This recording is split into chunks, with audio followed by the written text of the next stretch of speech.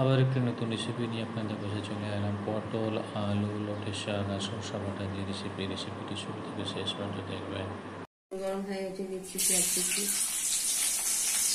লাল হয়ে গেছে, দিচ্ছি আদা রসুন বাটা। ভালো করে আদা রসুন বাটাটা ভাজবো।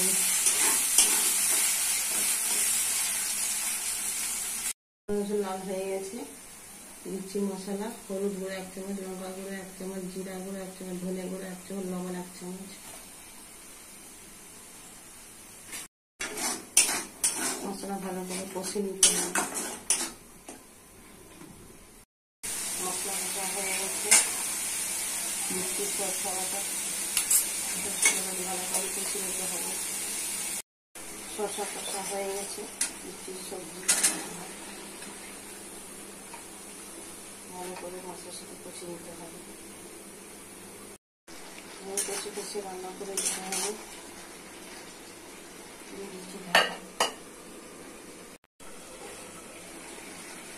লটের শাক সিদ্ধ হয়ে গেছে, দিয়ে দিচ্ছি জল, দিচ্ছি ভাজা জিরে গুঁড়ো। হয়ে গেলে নামতে রেসিপিটি রেডি হয়ে গেছে। কত সুন্দর, কত টেস্টি। বাড়িতে করে খাবেন, পরিবারকে করে খাবেন। সাবস্ক্রাইব করবেন, সঙ্গে থাকবেন, পাশে থাকবেন।